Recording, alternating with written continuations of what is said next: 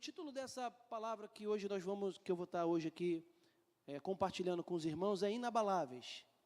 Você sabia que você foi chamado para ser inabalável? Quem sabia disso? Sabia que você, por ter o Espírito Santo, é uma pessoa inabalável? Quem sabia disso? Amém, irmãos? Eu vou estar mostrando para vocês aqui, biblicamente, fundamentando essa verdade que diz que nós somos inabaláveis. Eu queria que você abrisse sua Bíblia comigo, em 2 Coríntios 4.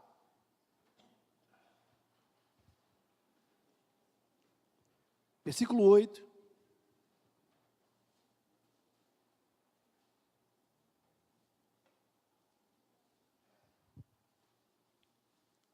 Esse versículo eu não dei para vocês, não. Agora que eu estou vendo aqui. Não, digo lá para eles. Mas já botou lá, tá certo. Diz assim: em tudo, somos atribulados, mas não angustiados, perplexos, mas não desesperados, perseguidos, mas não desamparados, abatidos, mas não destruídos. Ora, temos o mesmo espírito de fé, conforme está escrito. Criei, por isso falei. Também nós cremos, por isso também falamos. Irmãos, vamos orar. Senhor, eu peço ao Teu Espírito Santo uma capacidade que vem de Ti, ó Deus, de no momento em que estiver compartilhando a Tua palavra, ó Deus, que o Teu Espírito Santo tenha plena liberdade para agir no nosso coração, para convencer-nos, Senhor, do que é necessário sermos convencidos, e que a Tua palavra fixada no nosso espírito, ela venha crescer, ela venha produzir em nós uma mudança, um fruto, que ao ouvirmos a Tua palavra, nós não sejamos negligentes para com ela, mas que nós possamos, ó Pai, sair daqui para colocar em prática, para agir no sentido e para o qual ela foi determinada, ó Pai, em nome de Jesus, amém. Irmãos, eu quero dizer para você que você é uma pessoa inabalável. E o fato de você passar e de você viver situações na sua vida, dizendo para você o contrário, que você é justamente o contrário disso. Se você não entender à luz da palavra de Deus o que significa e o que é ser inabalável, segundo o padrão de Deus, você vai aceitar sempre uma sugestão do inferno, dizendo para você que você não é, que você é uma pessoa derrotada, que você está sempre destruída, e você vai aceitar essa sugestão, porque você não entendeu que o fato de passarmos angústias, tribulações, momentos difíceis, isso não quer dizer que nós não somos inabaláveis. Você consegue compreender isso? Eu vou ler de novo o texto. Em tudo somos atribulados. Isso quer dizer o quê? Que nós passamos ou não por tribulações? Sim ou não? Sim. Ora. Agora, poderíamos estudar aqui os diversos tipos de tribulação. Poderíamos falar sobre tribulações da vida, tempestades da vida, que você não fez absolutamente nada, mas a tempestade veio. Você não semeou, você não deu causa àquela tempestade, mas ela simplesmente veio. É aquele texto de Jesus, ele estava pregando num lugar e de repente ele fala para os discípulos para prepararem o barco que ele ia para o outro lado do rio. E aí Jesus vai, entra no barco tal, e durante o trajeto, simplesmente durante o trajeto, vem uma tempestade. Jesus estava em pecado, gente? Não. Jesus estava fazendo alguma coisa errada, igual Jonas, para vir uma tempestade? Não. Foi uma tempestade da vida. Aconteceu. Agora, tem a tempestade que nós passamos porque nós plantamos. É um outro tipo de tempestade. Né?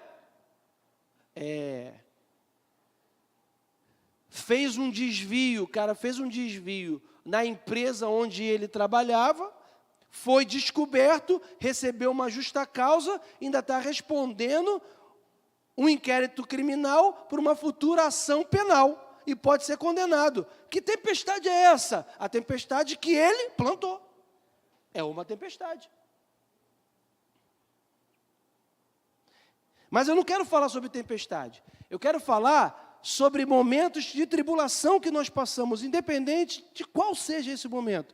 Essa tribulação que nós passamos, que nós podemos passar, ou já passamos algum dia, ela não tem capacidade, ela não tem suficiência, biblicamente falando, para aqueles que têm o espírito da fé, segundo a Bíblia diz, de destruir e de acabar com a nossa vida. Por quê? Porque nós somos em Cristo inabaláveis. Atribulados, mas não angustiados. Você pode estar passando por uma tribulação, mas se a angústia tomou conta da sua vida, ao ponto que você já não consegue mais nem sobreviver, respirar, você pode ir à palavra de Deus, você pode ir ao que a palavra de Deus diz, porque você e eu não temos que viver angustiado, porque a gente pode estar tribulado, mas angustiado não é vontade de Deus para nós vivermos angustiados. Deus tem uma palavra de libertação para todos os angustiados. Sentir uma angústia é uma coisa, viver a vida angustiada é outra coisa. Consegue compreender a diferença, gente? Estou com uma angústia, é verdade, ela vem, mas nós vamos à palavra, nós falamos, Senhor, Tu és o meu Deus, a Tua palavra me cobre o Teu sangue, o Teu Espírito Santo está sobre a minha vida, então eu não vou viver nessa angústia, porque a Tua paz me pertence, está escrito, deixo-vos a minha paz vos dou, está escrito, é uma promessa, é para mim, Senhor, eu quero a Tua paz, Senhor, dá-me a Tua paz, aí você vai fazer aquilo que você tem que fazer, porque eu sempre vou abrindo aspas nisso que eu vou falando, porque não adianta pedir a Deus ou falar sobre coisas da palavra de Deus em relação à nossa vida se nós estamos fora do que Deus quer que a gente faça. Também tem uma diferença.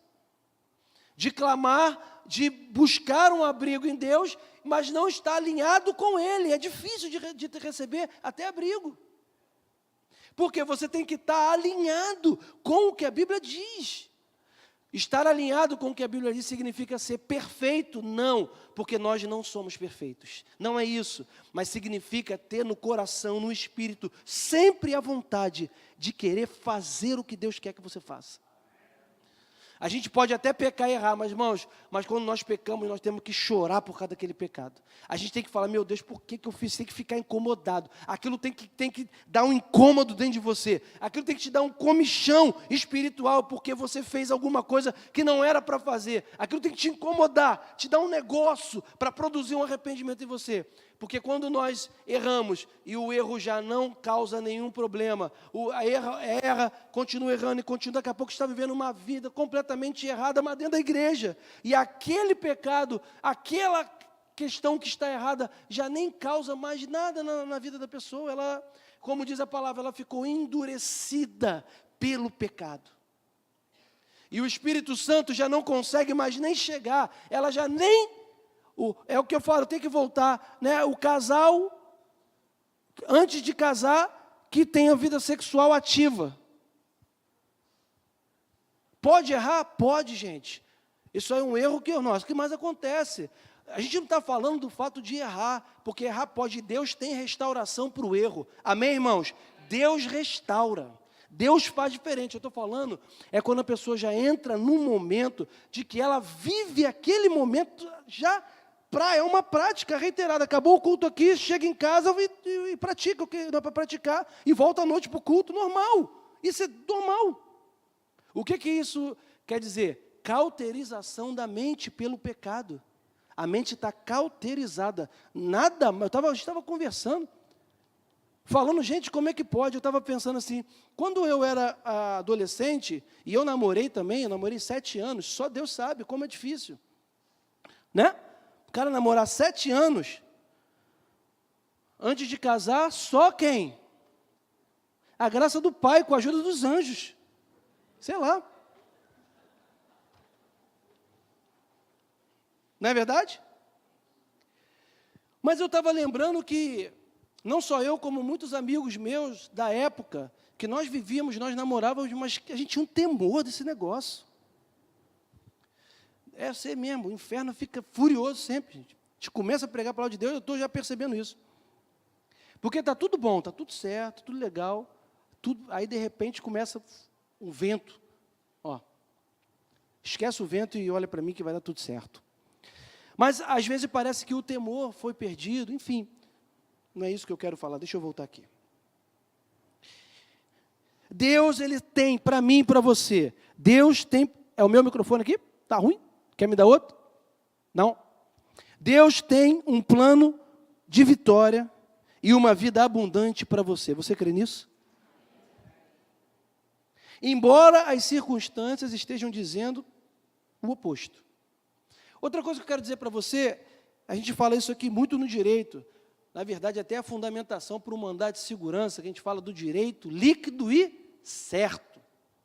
Né? Quem já estudou para concurso aí, já estudou direito constitucional e já leu essa palavra aí falando que é um direito líquido e certo. E eu quero dizer para você que é direito líquido e certo o fato de que Deus tem para mim e para você um plano de vida abençoado em todos os sentidos e em todas as áreas da sua vida. Deus tem para mim e para você, sim, uma vida sadia no campo físico, emocional, espiritual, financeiro, profissional e familiar. Deus trata de mim e de você por completo. Não existe, irmãos, nenhuma situação, nenhuma crise ou dificuldade na vida do ser humano para o qual não haja uma promessa de livramento e de vitória na palavra de Deus, desde Gênesis até Apocalipse. Qualquer coisa que nós estejamos passando, não tem nada que você e eu estejamos passando, que na palavra de Deus não tenha algo, um remédio para essa situação na nossa vida. Podemos falar do problema mais agudo, mais trágico, na área emocional, física, espiritual, familiar, financeira ou até mesmo existencial, enfrentada por um ser humano. Mas eu afirmo que haverá pelo menos uma promessa na palavra de Deus como remédio, como solução e como vitória. A palavra de Deus, ela é perfeita, ela restaura a nossa alma. Salmo 19, 7, o salmista disse, a lei do Senhor é perfeita e refrigera a alma. O testemunho do Senhor é fiel e dá sabedoria aos simples. Aí, eu abro aspas de novo aqui nesse versículo, porque a Bíblia diz que Deus dá sabedoria aos simples. Por quê? Porque o Evangelho, ele é profundo demais, mas ele é simples. O Evangelho de Cristo, a palavra de Deus, ela é simples. A palavra de Deus não é complexa. A palavra de Deus não é necessário que você seja uma pessoa altamente instruída para entender o plano da salvação. A palavra de Deus é simples. E, aliás, eu não sou contra a sabedoria de forma alguma. Pelo contrário, eu sou totalmente a favor dessa questão de nós estudarmos, conhecermos, até porque eu estudei. Né, todos nós, muitos irmãos aqui, nós estudamos, não é isso que eu estou falando, mas eu consigo perceber que muitas pessoas que vão adquirindo sabedoria em várias áreas, né, o cara faz filosofia, faz sociologia, né, faz teologia, e ele vai ficando tão sábio, tão sabido, tão estudado, tão tecnologicamente pensante, sei lá, inventei agora, que ele vai se afastando de Deus. Ele começa a olhar para a Bíblia, ele começa a questionar. E ele começa já a fazer algumas elucubrações, mas isso não pode ser assim. O Mar Vermelho, o Mar Vermelho aberto é uma alegoria. É uma alegoria, o Mar Vermelho. E ele começa a falar que naquela época existia um fenômeno, naquela área, que fazia com que o mar secasse. Pode até ser, eu acho até que Deus pode usar as questões naturais para fazer milagres, eu não acho que Deus é poderoso, mas a única coisa que me causa uma grande estranheza é o quê? É que o fenômeno aconteceu, o povo de Israel passou. simplesmente o fenômeno acabou. E o exército de Faraó ficou afogado. Entendeu o que eu estou falando? Pode ser, pode. Eu quero dizer o seguinte, irmãos. Ou você crê que o mar vermelho abriu de uma forma sobrenatural, abriu. A Bíblia é isso. A palavra de Deus é essa, é loucura para aqueles que se perdem, mas é o poder de Deus na vida daquele que crê. Irmão, ou nós cremos que Ele abre o mar, ou nós cremos que Deus é poderoso para fazer o impossível, irmão, ou então, ou crê, o justo viverá pela? É pela? Acabamos de ler aqui. Ora, temos o mesmo espírito da fé. É tudo pela fé. Aí isso é simples? Você falar isso é simples ou é complexo? Fala assim, irmão, a gente tem que crer. No momento está atribulado, aperreado. O irmão fala assim, não, você tem que crer. Às vezes até a raiva do irmão. Que crer? Está passando por o que eu estou passando? Alguém já pensou isso? Só eu mesmo? Rapaz, mas o que é isso? Porque crer, vem aqui passar para tu crer. Crê então aí. Passa aí e crê, pô. É ou não é verdade? Nós não ficamos debilitados ao ponto até de pensar isso? Aí o que a gente faz? Mas é muito simples. É muito simples falar que tem que crer. Mas, irmãos, é essa simplicidade que Jesus aplicou quando esteve aqui. O que queres que eu te faça? Que eu volte a ver. Você crê? Você crê? Creio, então volta a ver. Fala aí. Não, primeiro você faz o seguinte, então. Todos aí que querem ser curados. O Pedro, o João, faz uma fila ali. Monta uma turma que eu vou primeiro explicar para eles. Eu vou ter que ter uma aula, não sei o quê. Não. Creu, era curado. E a gente parece que hoje, por ter tantas informações, tantas questões, são tantas vozes de tantos lados, que nós somos tentados a olhar para a palavra de Deus e falar assim, mas essa parte aqui não é assim, irmão. O que está escrito, a palavra de Deus é fiel. O que está escrito. A gente crê e a gente vê a glória de Deus. Amém? Eu vou ler aqui sobre essa questão de que a palavra de Deus é um remédio. Eu vou abrir aspas aqui e eu vou ler o que um teólogo famoso, inclusive, você conhece ele. Ele falou assim, abre aspas, a alma pode dispensar de todas as coisas, menos da palavra de Deus. Se ela possui a palavra, é rica. Nada lhe falta. Visto que essa palavra é a palavra da vida, da verdade, da luz, da paz, da justiça, da salvação, da alegria, da liberdade. Assim é porque a palavra se centraliza em Cristo. Daí a necessidade de pregar Cristo. Daí a necessidade de pregar Cristo com base na palavra. Pois pregar Cristo significa alimentar a alma, torná-la justa, libertá-la e salvá-la. Aí ele termina falando, se crer na pregação. Ou seja, tem que crer. Tem que, quando falar assim, olha, Deus é poderoso para agir nessa situação que você está enfrentando há 20 anos. Deus pode mudar esse quadro. É você pegar essa palavra e falar assim, eu não sei quando, mas eu pego para mim e falo, eu sei, eu creio, Deus vai mudar. Aí você vai entrar no que nós lemos lá em Coríntios, que é que eu criei, por isso eu falei. Quem crê, fala. Quem crê diz, é isso mesmo, eu não vejo, mas eu pela fé, eu estou vendo o meu marido aqui sentado, eu estou vendo meu marido sendo batizado. Irmão, eu vou falar para você, vou profetizar nessa manhã, eu vou batizar maridos aqui que são presos no álcool há mais de 30 anos. Eu vou subir com esses homens aqui e o irmão vai me falar, e eu vou pregar, eu sei porque eu estou falando de álcool aqui, mas irmãos e irmãs que falam, meu marido não tem jeito, segura as pontas para tu ver. Crê. Irmão, crê nisso. Nós vamos batizar esse homem aqui. Você crê nisso, irmão? Amém? Por quê? Porque essa palavra tem poder libertador. Amém? Deus sempre tem uma resposta para a sua vida, irmãos. Você sabia disso? Na nossa caminhada, nós podemos levar até, eu vou usar um termo aqui do boxe, né? Eu acho que é um knockdown, que é diferente do nocaute. Você pode até receber um knockdown que é quase ir à lona. Quase você vai à lona. Mas a verdade é que você nunca vai receber um nocaute. Sabe por quê?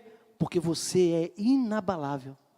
Nós entramos, às vezes, numa situação, né, de embate espiritual, mas a diferença é que nós entramos no ringue já sabendo que nós vamos vencer.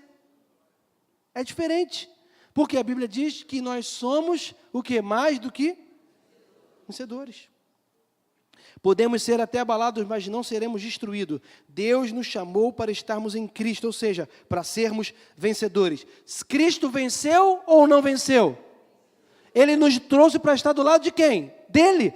A Bíblia diz que nós fomos transportados do reino do Filho, Ele nos libertou do império das trevas e nos transportou para o reino do Filho do seu amor. Fomos para o reino de Cristo, estamos assentados com Ele. A Bíblia não diz isso? É com Ele que nós estamos. Se você está com um vencedor, você é o quê? Você é o quê? Vencedor. Amém? A verdade bíblica é que Cristo já sofreu por nós. E nós não fomos chamados para viver uma vida de sofrimento crônico. Ele sofreu, Ele venceu para que nós tivéssemos uma vida em abundância. Amém, irmãos? Vida em abundância não combina com uma vida de sofrimento crônico. Combina ou não combina? Você nasceu de novo, quem nasceu de novo diz amém. Quem tem o Espírito Santo diz eu tenho. Quem tem a liberdade de Deus diz eu tenho. Uma vida de sofrimento não combina com você. Não combina com o que a Bíblia diz sobre eu, sobre a minha vida e sobre a sua vida. Não combina. Uma vida de sofrimento. Passar por um sofrimento pode? Pode. Passamos. Quem não passa, não é verdade? Nós passamos. Agora, viver a vida em sofrimento, como se fosse eterno, isso não é de Deus para você, isso não é de Deus para mim, e quando você perceber isso, você tem que olhar espiritualmente, pedir sabedoria de Deus, e começar a se posicionar espiritualmente contra esse tipo de vida. Não aceite um tipo de vida que não é o tipo de vida de Deus para você, porque se Ele falou que Ele me daria uma vida abundante, isso não é vida abundante, então eu não quero para mim. Amém? Eu só afirmo que nós somos vencedores porque a Bíblia disse que nós somos vencedores. Em todas essas coisas, porém, somos mais do que vencedores. Uma pessoa, para ser considerada vencedora, ela tem que fundamentalmente enfrentar algum tipo de desafio. Quem não enfrenta ou deixa de lutar, não poderá viver o resultado da vitória. Isso quer dizer o quê? Um vencedor só é vencedor por quê? Porque ele o quê? Combateu. Você só pode dizer que é vencedor porque combateu. Quem não combate não pode nem falar que vai ser vencedor. Porque isso quer dizer o quê? Que nós temos um bom combate da fé para combatermos. A nossa vida não é um mar de rosas. Assim, agora que eu estou em Cristo, está tudo resolvido. Não, nós vamos combater o combate da fé. Nós vamos muitas vezes ser pressionados, nós vamos ser muitas vezes apertados, nós vamos ser sugestionados o tempo inteiro pelo diabo, pelas coisas que nós olhamos, pelas coisas que nós estamos enfrentando, pelo que nós estamos vendo. Nós vamos ser questionados na mente o tempo inteiro. Mas, irmãos, nós temos que manter firmes na fé. Nós temos que olhar para essa palavra e temos que dizer, eu tenho um Deus, eu não estou sozinho, eu não estou largado, essa palavra promete para mim paz, ela promete para mim a vitória sim no nome de Jesus, e é nisso que eu vou focar, é para isso que eu vou olhar. Alegrai-vos na esperança da glória de Deus. Se eu estou passando uma dificuldade, mas na dificuldade eu tenho que me alegrar. Aonde? É porque eu estou vendo a solução? Não. Eu tenho que me alegrar na esperança da glória de Deus na minha vida. Porque eu tenho uma esperança de quê? De que algo bom vai acontecer. Se a Bíblia nos chama de vencedores, é porque isso vai nos apontar para situações críticas, de lutas e de desafios. Mas isso não é necessariamente uma má notícia. Pois em todas essas coisas, nós seremos mais do que vencedores.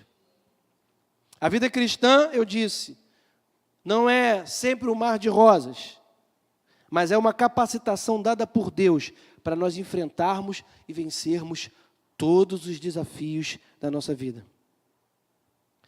Quando a Bíblia diz que em tudo nós somos atribulados, a raiz dessa palavra no grego significa, fala de pressão. Ser atribulado significa ser pressionado de todos os lados. É isso que ele está querendo dizer. Quem aqui, muitas vezes, se viu situações que você estava pressionado em todos os lados? De repente você viu sendo atacado por uma doença, quando de repente o seu filho também, e aí você foi mandado embora, e quando de repente tudo parece, você fala, meu Deus, parece que tudo está acontecendo comigo. Parece que eu estou recebendo pressão de todos os lados, eu não tenho um refrigério. Quem já viveu momentos assim? É só pressão, pressão, pressão. Pois é, seja bem-vindo. Isso acontece. A Bíblia diz que seremos pressionados de todos os lados. Mas, irmãos, a questão não é a pressão que você recebe. A questão é como você está no teu espírito, fortalecido ou não. Porque se o teu espírito estiver fortalecido, você vai ser pressionado de todos os lados. Mas você não vai deixar que essa pressão se instale dentro da tua vida.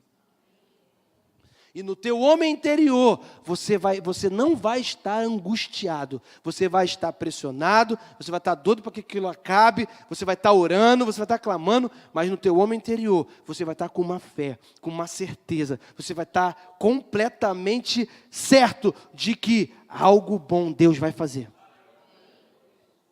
E essa esperança, essa fé, essa situação faz com que nós permaneçamos de pé. Isso é uma árvore plantada junto à corrente das águas. Eu estava vendo algumas imagens do furacão, né, do vento e tal, e eu fiquei vendo, por um acaso estava uma árvore, né, mas pressionada. Eu falei, gente, como é que essa árvore não voou? Uma árvore forte, mas muita pressão, muita pressão. E na hora eu fiquei pensando na nossa vida, quando eu olhei para aquela árvore. Falei, gente, é exatamente assim que Deus nos fez. Ele nos plantados na casa do Senhor, plantados à corrente de água. A água é Jesus, a água é a palavra. Se você estiver sendo alimentado por essa água, irmão, você vai ficar forte, vai vir vento, vai vir furacão, vai vir o que for. Você não vai ser abalado.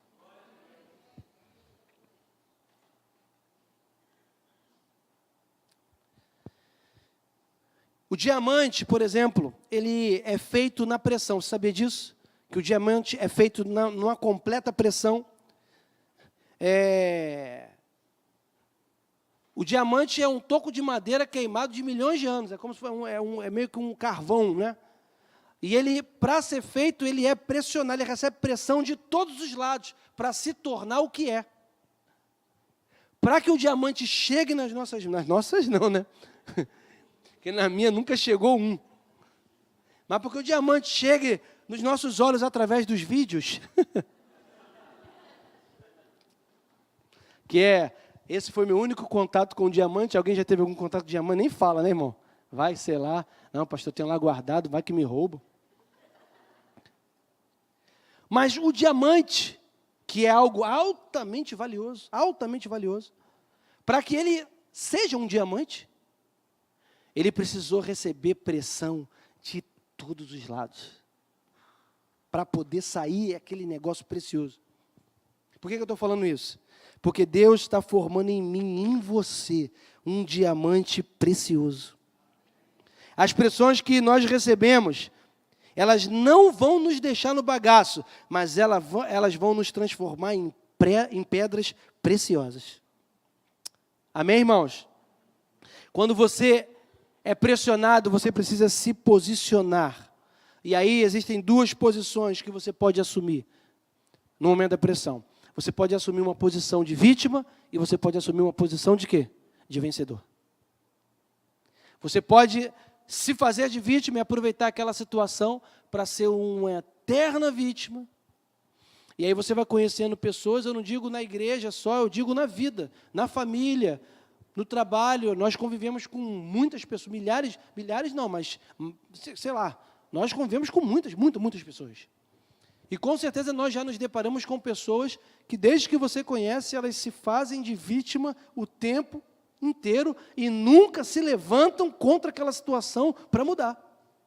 Elas estão sempre querendo receber uma palavra, uma ajuda, alguma coisa, porque elas sempre se colocam numa posição de que são vitimadas pela sociedade, pela vida, e às vezes é verdade, né? Você vai olhar situações que a pessoa passou, a gente não pode desprezar isso, falar que as situações, os traumas, às vezes de infância, passados, que isso não causam algum mal ou algum transtorno, né, no desenvolvimento da pessoa ou na sua vida. É verdade. Né? Eu não sou psicólogo, eu não posso nem falar muito sobre isso, porque eu não tenho essa qualidade, mas empiricamente falando, você vai percebendo que alguns traumas podem sim, né, causar um problema na personalidade. Mas o que eu posso dizer à luz da palavra é que nós temos um Deus, nós temos um Senhor, um Todo-Poderoso, que muda a nossa história onde quer que ela esteja. Quando Jesus entra na nossa vida, essa posição de vítima, ela é anulada e nós passamos a ser o quê? Vencedores nele. Você já pode até ter sido uma vítima, mas hoje você não é uma vítima. Hoje você é um vencedor. E hoje você tem que se posicionar como vencedor. Por quê, irmãos? Eu vou dizer para você. Será que é meu?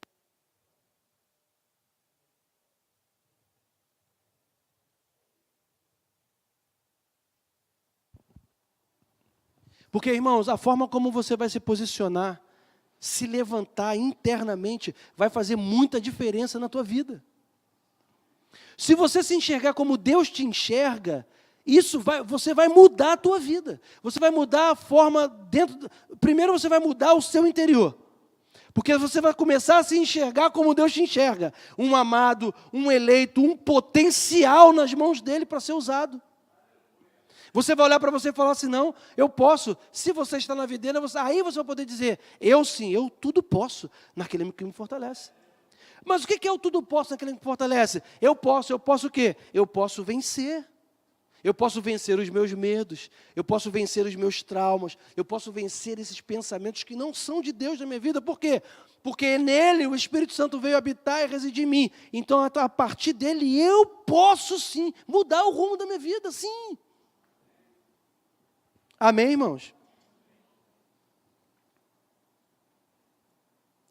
1 João 5,4 diz assim, porque todo que é nascido de Deus vence o mundo. Todo que é nascido de Deus vence o mundo. Eu vou repetir. Todo o que é nascido de Deus vence o mundo. Não são alguns. Não é um que é mais forte que o outro. Não é um que Deus ama mais e o outro Deus ama menos. A Bíblia diz que todo. Quem é que é nascido de Deus aqui? Esse versículo aqui, ele está enquadrando a tua vida, irmão. Todo que é nascido de Deus. Então você pode botar eu venço o mundo. Está escrito. Todo mundo que nasceu de Deus vence o mundo. Não é tipo assim, está encerrado. Vence o mundo. E essa é a vitória que vence o mundo. É o quê? A nossa fé. E o que é fé? O que é fé? É a certeza das coisas que a convicção daquilo que não. Isso é fé. Você já viu acontecer um milagre aí? Não. Está vendo as coisas mudarem? Não. Está vendo alguma coisa acontecer diferente? Não, quanto mais eu oro, piora, pastor. Viu? Não vi. Mas eu já estou, não sei quantos meses, está vendo? Não. Pois é, seja bem-vindo à prática da fé. Porque a fé é a certeza daquilo que você está esperando, ainda não aconteceu. E é uma convicção do que ainda não se viu. É você olhar e falar, não, a Bíblia diz que é assim, é para a minha vida, eu nasci de Deus, eu venço o mundo, então essa situação não vai me vencer, eu sou inabalável sim, porque com Ele eu vou poder vencer, está escrito. E mesmo que dure, não sei quanto tempo vai durar, mas eu vou ficar aqui posicionado, olhando para o autor e consumador da fé. Por quê? Porque isso vai passar e eu vou vencer.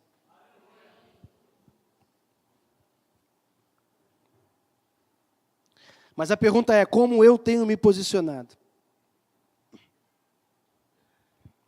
O que vence as pressões, as perseguições que tentam nos abater é a fé. O espírito da fé é o que nos mantém de pé. E esse é o espírito da vitória do povo de Deus, que nos motiva a dizer e falar, eu creio, Deus está comigo. O inimigo ele vai te conduzir para uma posição de vítima. Ele vai agir na sua mente, na sua carne, nos seus pensamentos, nos seus sentimentos. Ele vai pressionar, ele vai lançar pensamento de desânimo, de autopiedade, para que você abandone o espírito da fé e se posicione não como vitorioso, mas como uma vítima. E quando isso acontece, aí é um caminho muito ruim de se trilhar, porque é um caminho para você poder desistir de vez. Ele vai lançar para você algumas perguntas. Aí, cadê aquilo que o pastor falou que ia acontecer na sua vida no mês passado? Você não confiou, não creu? Está demorando. Ele é especialista, irmãos, em fazer perguntas que vão lançar dúvidas sobre o que Deus disse. Eva, Eva, por aqui. Estou passando por aqui. Eu não posso comer essa árvore não, mas estou por aqui, né? Pois é, não foi assim que Deus disse para você não comer essa árvore aí? Não, mas ele ainda fala o que Deus disse, certinho, né? Mas não é bem assim, Eva. Não é que tu vai morrer, Eva, tu não está entendendo. É porque Deus sabe que no dia que você comer dessa árvore, do fruto dessa árvore, você vai ser igual a Deus, você vai conhecer algumas coisas que você não sabe. É mesmo? Deus falou, mas não é bem assim. Não é assim que o diabo faz? Irmãos, nós precisamos nos posicionar e fixar os nossos olhos naquilo que Deus disse. Buscar-me-eis, por exemplo, e me achareis quando me buscar de todo o coração. Quem busca a Deus encontra. Quem pede sabedoria, a Bíblia diz que Ele dá. É ou não é verdade?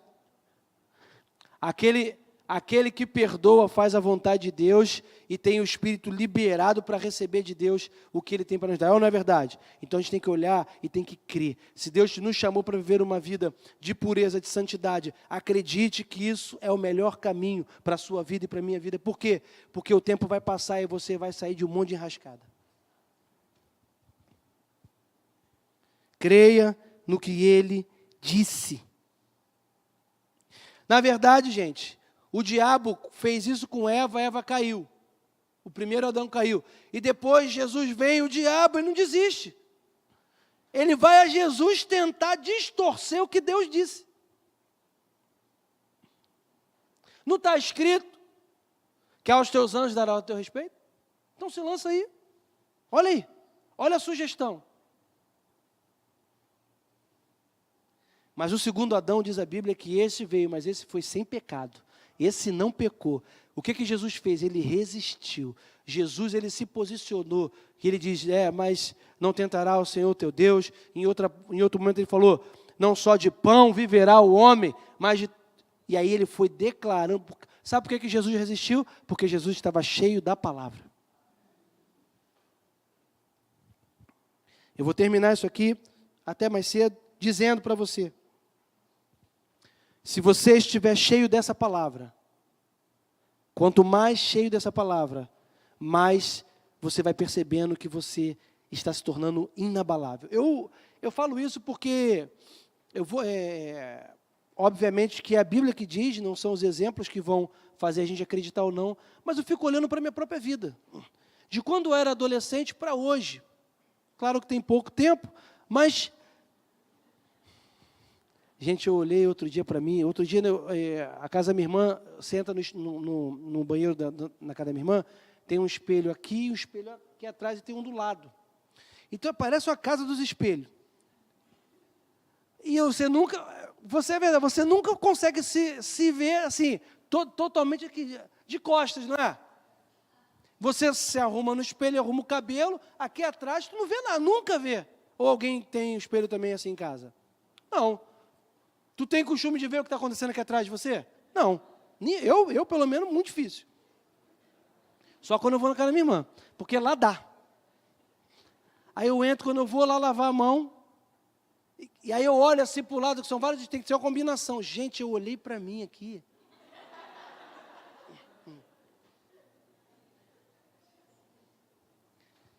Gente, eu falei que começou a decadência do corpo.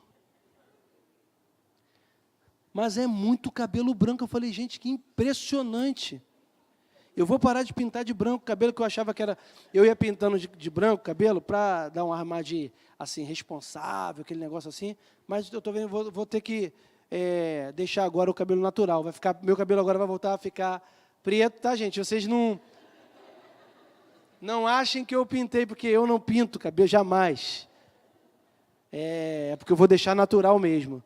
Mas eu estou falando para falar para você que desde que eu era adolescente até hoje, eu fui vendo que tantas coisas, quando eu era naquela época, que me abalavam, né? Até situações que me abalavam muito, que me deixavam nervosos, angustiados. E agora, o que eu vou fazer? Como é que vai ser? Hoje eu vejo que aquilo que continua sendo às vezes até grave e tal, mas hoje eu olho para aquilo e por já estar tanto tempo andando com Deus, por já estar também de alguma forma fortalecido por essa palavra, eu olho para aquela situação e aquilo ali, eu falo assim, meu Deus, mas isso é uma brincadeira, como que eu ficava preocupado com isso? E o que é isso? É tornar-se inabalável. Não é qualquer coisa que vai te abalar, irmão, a gente tem que crescer. Eu e você não podemos estar servindo a Deus há anos e qualquer coisa abala a nossa fé. Aconteceu isso, eu estou com a fé abalada. Que pastor falou comigo daquele jeito. Eu vou sair da igreja. Não, irmão, não faz isso não. Por quê? Porque a vida com Deus é muito mais que essas pequenas coisas. Agora, para nos tornarmos inabaláveis, nós precisamos nos alimentar dessa palavra. Quanto mais tu conhece a palavra, menos tu fala. Quanto mais tu conhece a palavra, mais tu ouve e menos tu fala. Quanto mais você está cheio do Espírito Santo, menos você entra em atrito. Quanto mais você conhece essa palavra, mais você começa a perder. Você começa a decidir que perder é um grande ganho. Você começa a perceber que voltar atrás é algo maravilhoso. Você começa a perceber que não ter razão em tudo é fantástico. E você começa a perceber que Deus é que vai cuidando desses problemas que você não consegue resolver. E quando Deus cuida, irmão, você não se desgasta.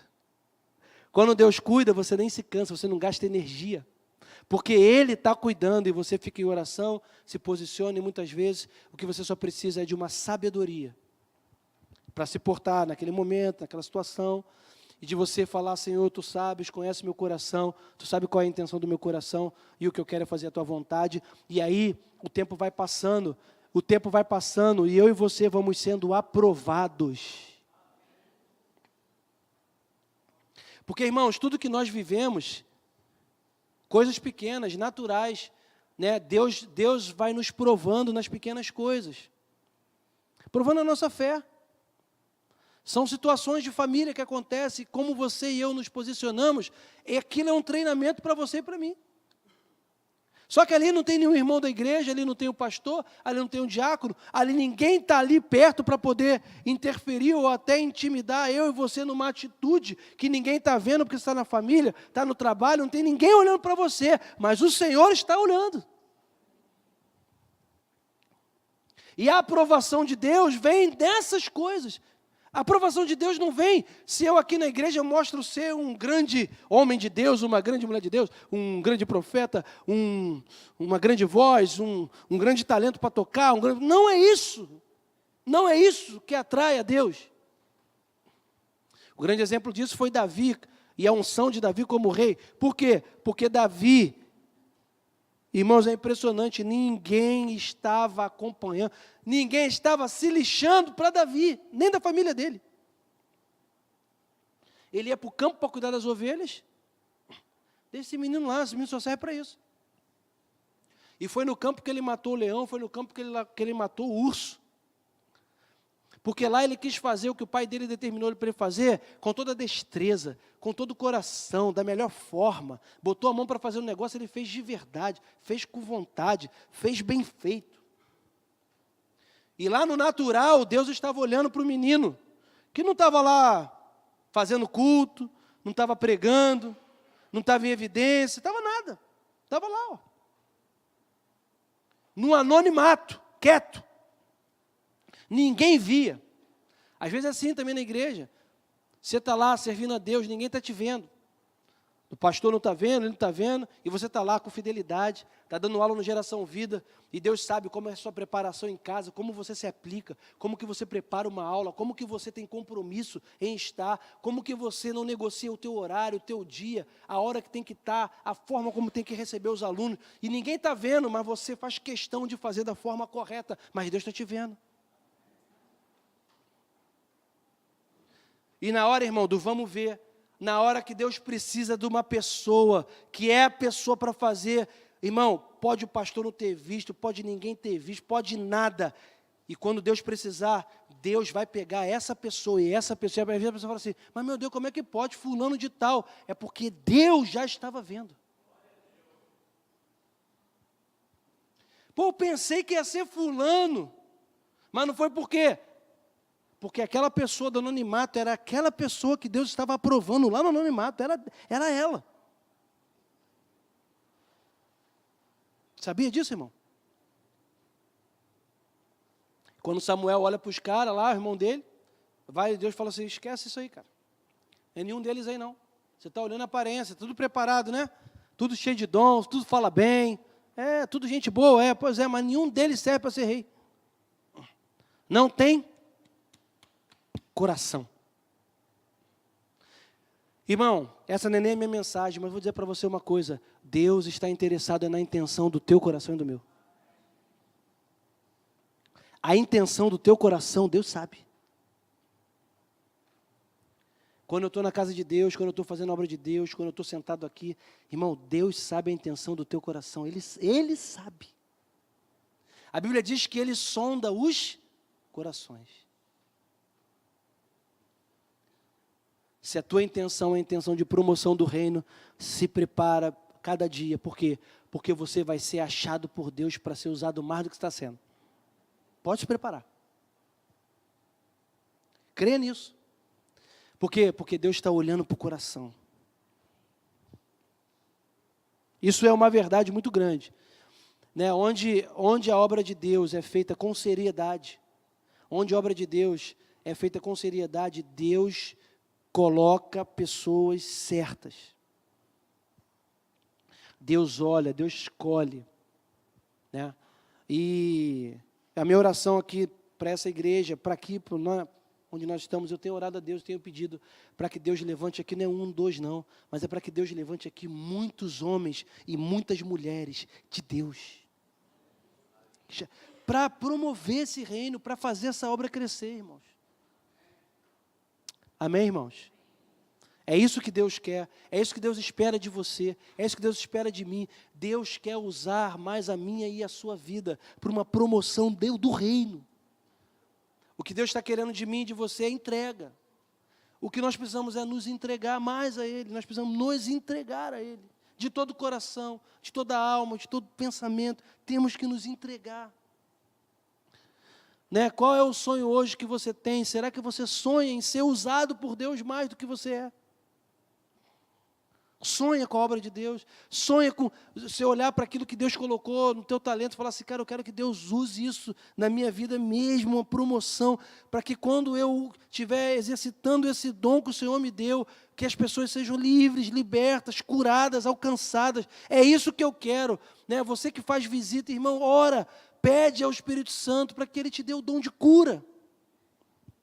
Tem irmãos que fazem visitas aos hospitais aqui na igreja. Se você faz parte desse grupo, ore, busca e fala, Senhor, usa a minha vida para quando eu colocar a mão naquele enfermo, ele ser curado. Isso é uma promoção do reino, gente. Quando você der aula no Geração Vida, encare esse negócio espiritualmente. Aquela criança está sendo ministrada por você. É uma ministração. Ali ela pode estar recebendo de você algo de Deus que vai ficar no coração dela, e aquilo vai fixar ela na casa de Deus. O cara que está, o músico que ministra aqui, que faz o louvor, o cara entender que Deus usa a vida dele para quando ele estiver ministrando, falar algo que é de Deus. E tocar em quem está adorando a Deus. A hora que o cara fizer um solo, está aqui, o cara faz usar aquela melodia, envolver espiritualmente. E aí quando nós começamos dentro do que nós estamos fazendo na casa de Deus, enxergar a seriedade do que nós estamos fazendo, porque é sério, é espiritual. Tudo que a gente faz aqui é espiritual, tudo, irmão. Mas lá no meu trabalho eu faço a mesma coisa, mas lá não é igual aqui, não vai ser, porque aqui a gente opera câmeras, né, transmite ao vivo, é uma questão muito técnica, mas, irmãos, não é televisão igual no secular, aqui é obra de Deus, espiritualmente tem que estar pronto para isso.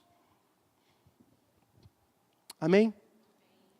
Você pode dizer, eu sou inabalável em Cristo? Vamos ficar de pé? Amém. Senhor, obrigado, Pai, pela Tua palavra. Obrigado pela Tua presença aqui nesse lugar. Obrigado porque é a Tua palavra que nos conduz à vitória, a uma vida de vitória. Nada mais pode nos conduzir a uma vida de vitória, a não ser a Tua palavra. Por isso, eu te agradeço, que a Tua palavra possa produzir na vida do meu irmão uma mudança, um despertamento. Se ele entrou aqui achando que era vítima de uma situação, que ele saia daqui sabendo que em Ti ele é mais do que vencedor. Que ele saia daqui posicionado espiritualmente em fé, dizendo, não, o Senhor está comigo, eu verei a bondade dEle na minha casa, na minha mente, no meu coração, na minha família. O Senhor é o meu Deus, eu vou me posicionar em nome de Jesus, como a Bíblia diz que eu tenho que me posicionar. Dá-nos a Tua graça, sustenta a nossa vida e renova o nosso espírito, Pai, em nome de Jesus, amém e amém. Tenha um bom almoço. Hoje à noite nós estaremos aqui na terceira parte última do assunto imoralidade sexual. Não perca. Deus te abençoe. Bom almoço.